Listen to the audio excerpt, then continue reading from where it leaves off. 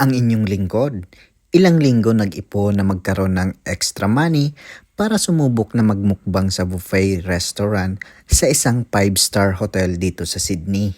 Kaya, panoorin kung ano-ano nga ba ang aking pinagmumukbang dito sa Sydney. Enjoy watching! Sa Epicurean pala kami kumain sa loob mismo ng Crown Sydney. Ito ay isang 5-star hotel at alam nyo ba na dyan din naka-check-in si Taylor Swift? Ito yung first time ko dito sa Sydney na makakakain sa isang 5-star hotel.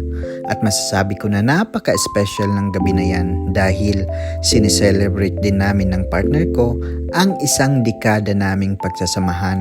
Oo, tama ang narinig nyo, 10 years anniversary namin yan. Kaya, deserve naman namin na kumain dito. Nagsimula ang aming mukbang sa seafood section na merong hipon, oyster, sashimi, king crab's legs, scallops, mga salad at kung ano-ano pa. At sa di inaasahan, nagkita kami ng aming kaibigan na si Ana. Siya yung pinakaunang namit namin dito sa Sydney nung bagong salta pa lang kami. Umiti ka na. Ano? Uy! Ano ginagawa niyo dito? Kakain.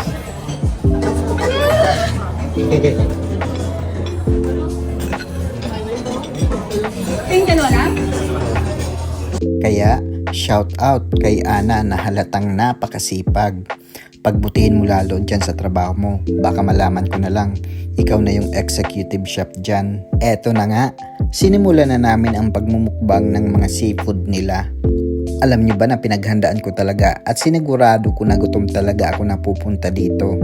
Kaya sa araw na yan ay talagang di na ako kumain ng tanghalian para masulit ko talaga yung mga pagkain dito at ang masulit yung aking ibabayad. Pagkatapos naming maubos yung aming mga kinuha na mga seafood ay agad na kaming pumunta sa Japanese section na kung saan ay kumuha kami ng iba't ibang klase ng sushi, inari, at syempre, yung salmon sashimi. Marami pa dyan kung ano-anong nakadisplay na pwedeng kunin.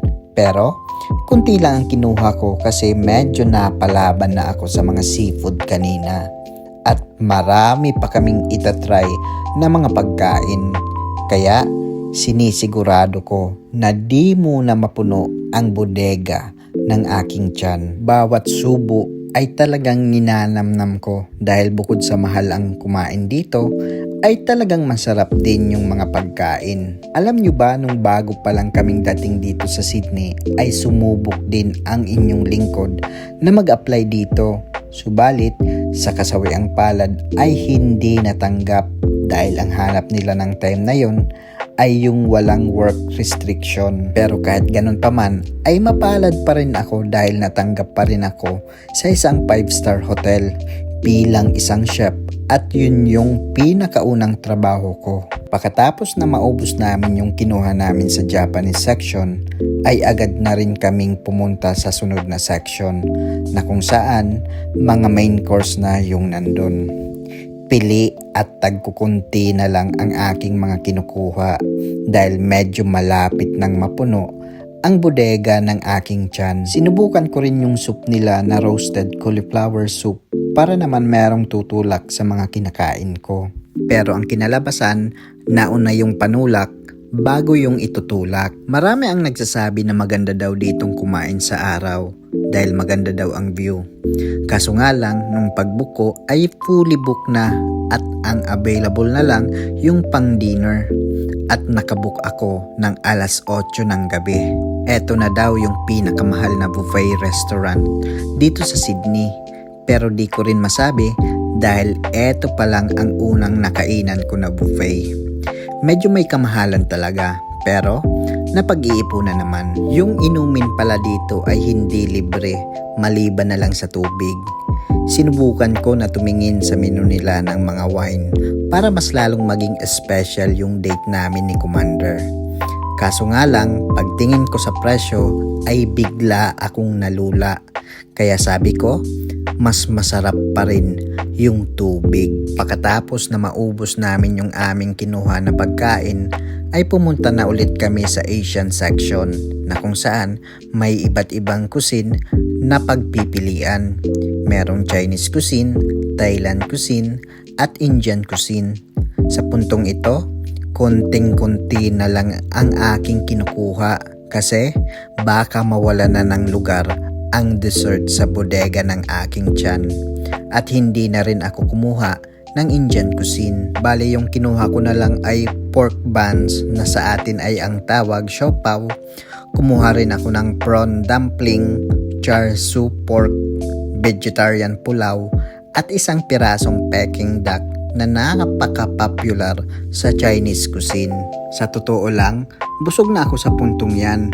Pero kaya pa naman ng kaunti at meron pang kaunting bakante sa bodega ng aking tiyan para sa dessert. Inubos ko na lang yung aking kinakain para makapunta na sa lugar ng panghimagas. Dahil para sa commander ko, yun yung the best part sa kanya.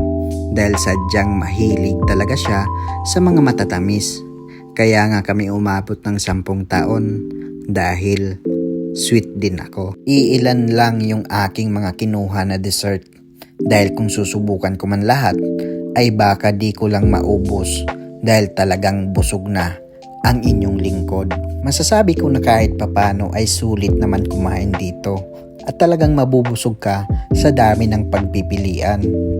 Para sa overall review ko, at ito'y opinion ko lamang, medyo naghanap lang ako na talagang tatatak sa akin na kung saan mapapasabi ako na gusto ko ulit bumalik dito. Kaso nga lang, walang tumatak sa akin. At ang overall rate ko dito sa Epicurean ay 8.5 out of 10. Muli, ako ang inyong lingkod, Kusinerong Mayor, at maraming salamat sa panunood.